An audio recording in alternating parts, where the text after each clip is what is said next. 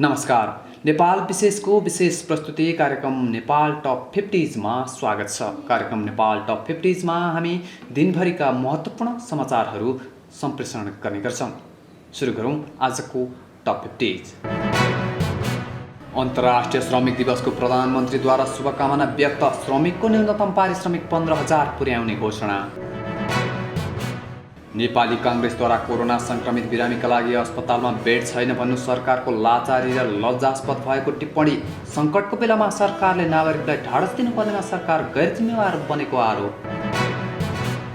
एमाले नेता गौतम दरवा आत्मालोचना गरेर एकताबद्ध बन्न आग्रह। नेपाल र डोमिनिका बीच कूटनैतिक सम्बन्ध स्थापना भएका मुलुकहरूको संख्या 169 पुग्यो। भारतसँगका 22 नाका बन्द। स्वदेश फर्कने नेपालीलाई कुनै समस्या नहुने परराष्ट्र मन्त्रालयको भनाई। कोरोनाको मारमा परेका श्रमिकको व्यवस्थापन गर्न माओवादी अध्यक्ष दाहालको आग्रह। रोजगारविहीन श्रमिकका लागि सहयोगी हात बढाउन अपिल। श्रमिकहरूलाई उद्योग र निर्माण स्थलमै खाना र आवासको व्यवस्था गर्ने नेता ईश्वर पोखरेलको भनाई। सरकारको बाध्यकारी कदमलाई सहयोग गर्न अपिल। सत्ता जोगाउन मन्त्री थप्ने, जनता जोगाउन अस्पताल किन नथप्ने भन्दै सरकारलाई कांग्रेसको प्रश्न। विप्लव नेतृत्वको नेपाल कम्युनिस्ट पार्टी विभाजित। पार्टी छाडेका नेताद्वारा छुट्टै पार्टीको घोषणा। विप्लव नेतृत्वको नेपाल कम्युनिस्ट पार्टी विभाजित नभएको भनाई। प्रतिबन्धकालमै धमलाले पार्टी छाडेको स्पष्टीकरण। भारतीय बजारबाट सिधै बिजुली किन्न सकिने, बिजुली किन्ने मुलुकमा पहिलो बन्यो नेपाल। कोरोनाका कारण अघिल्लो वर्ष बन्द गरिएका यार्सा गुम्बा सङ्कलनको कार्य यो वर्ष खुल्ला गरिँदै सङ्कलन बन्द गर्दा आर्थिक सङ्कट पर्ने भनाई। स्वास्थ्य मन्त्रालयको चौतर्फी खण्डन। सङ्क्रमितको उपचारमा सरकारले लत्तो छाड्नु गम्भीर आपत्तिको विषय भएको विवेकशील साझाको भनाई। एमालेका वरिष्ठ नेता झलनाथ खनाललाई कोरोना सङ्क्रमण भएपछि अस्पताल भर्ना।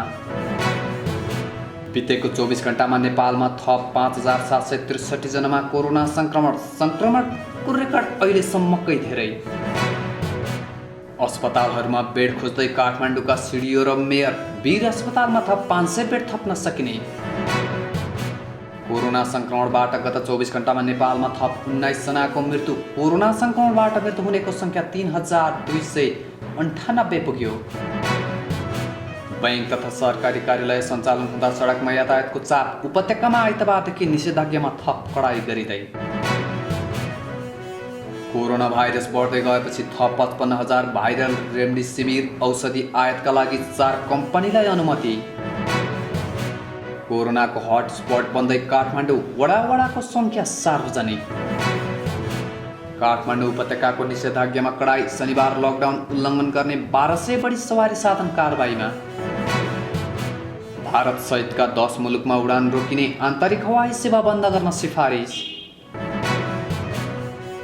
कैलालीमा कोरोना संक्रमितसँगै मृत्युदर बढ्दै। भारतबाट आएकालाई क्वारेन्टिन र आइसोलेसनमा नराखी सिधै घर पठाउँदा कोरोनाको जोखिम बढ्दै। सरकारले अस्पतालमा राखेर कोरोना संक्रमितको उपचार गर्न नसकिने अवस्था आएको बताएपछि नेपाल चिकित्सक सङ्घको गम्भीर ध्यानकर्षण। सरकार पछि हट्न नहुने भनाई। नेपालमा कोरोना संक्रमणको वृद्धि दर उच्च बन्दै। भक्तपुरको इन्जिनियरिङ कलेजमा 100 बेडको आइसोलेसन वार्ड तयार। अस्पतालहरूमा अक्सिजनको अभाव बढ्दै। कोरोना लागेका 2 शिक्षकको अक्सिजनकै अभावमा मृत्यु। कोरोनाको इन्डियन भेरिएन्ट चीनमा पनि भेटियो। चीनमा उच्च सतर्कता अपनाइँदै।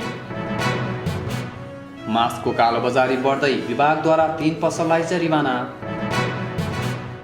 अमेरिकाद्वारा नेपाललाई सहयोग गर्ने प्रतिबद्धता।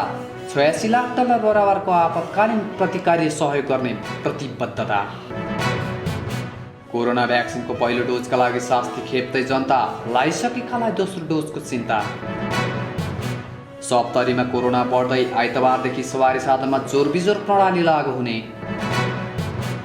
वरिष्ठ हास्य कलाकार मदन कृष्ण श्रेष्ठले जिते कोरोनालाई खेलाची नसम्झन आग्रह।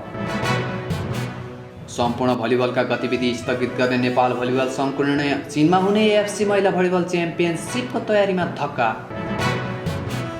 एएफसी नेपाल सुपर लिग फुटबलमा धनगढी शीर्ष स्थानमा। एएफसी चितवनलाई 3-0 गोलले पराजित। किर्गिजस्तान र ताजिकिस्तान सीमा क्षेत्रमा पानीको विषयमा झडपमा परि कम्तीमा 31 जनाको मृत्यु। अमेरिका र चीनको तनाव विश्वकै सबैभन्दा ठुलो समस्या भएको हेनरी किसिन्जरको भनाई, शीत युद्धभन्दा फरक हुन सक्ने दाबी। अस्ट्रेलियामा 5 वर्षको उमेरदेखि नै साइबर सुरक्षाको अध्ययन, तल्लो तहदेखि नै साइबर सुरक्षाको विषय अध्यापन गराउने पहिलो देश बन्दै अस्ट्रेलिया। भारतको एक अस्पतालमा भीषण आग लागि 18 जनाको मृत्यु। अमेरिकाद्वारा भारतबाट अमेरिका जाने सबै प्रकारको यात्रा प्रतिबन्ध, आफ्ना नागरिकलाई भारत छाड्न आग्रह। भारतबाट नेपाल फर्कने नेपाली संख्या बढ्दै, गौरीफन्टा नाकामा बिचल्ली। भारतमा कोरोना भाइरस तीव्र रूपमा बढ्दै, एकै दिनमा 4 लाखभन्दा बढी संक्रमित। भारतमा कोरोनाबाट एकै दिन 3,523 जनाको मृत्यु, कुल मृत्यु हुनेको संख्या 2,11,853 पुग्यो। भारतमा कोरोना संक्रमणका कारण हस्पिटल भरिँदै, दिल्लीको एक अस्पतालमा अक्सिजन अभाव हुँदा 8 जनाको मृत्यु। विप्लव नेतृत्वको नेपाल कम्युनिस्ट पार्टी विभाजित नभएको भनाई, प्रतिबन्धकालमै धमलाले पार्टी छाडेको स्पष्टीकरण। भारतीय बजारबाट सिधै बिजुली किन्न सकिने, बिजुली किन्ने मुलुकमा पहिलो बन्यो नेपाल। कोरोनाका कारण अघिल्लो वर्ष बन्द गरिएका यार्सा गुम्बा सङ्कलनको कार्य यो वर्ष खुल्ला गरिँदै, सङ्कलन बन्द गर्दा आर्थिक सङ्कट पर्ने भनाई। स्वास्थ्य मन्त्रालयको चौतर्फी खण्डन, सङ्क्रमितको उपचारमा सरकारले लत्तो छाड्नु गम्भीर आपत्तिको विषय भएको विवेकशील साझाको भनाई। अस्पतालहरूमा अक्सिजनको अभाव बढ्दै, कोरोना लागेका 2 शिक्षकको अक्सिजनकै अभावमा मृत्यु। कोरोनाको इन्डियन भेरिएन्ट चीनमा पनि भेटियो, चीनमा उच्च सतर्कता अपनाइँदै। मास्कको कालोबजारी बढ्दै, विभागद्वारा 3 पसललाई जरिवाना। अमेरिकाद्वारा नेपाललाई सहयोग गर्ने प्रतिबद्धता, 86 लाख डलर बराबरको आपतकालीन प्रतिकार्य सहयोग गर्ने प्रतिबद्धता। कोरोना भ्याक्सिनको पहिलो डोजका लागि शास्ति खेप्दै जनता, लगाइसकेकालाई दोस्रो डोजको चिन्ता।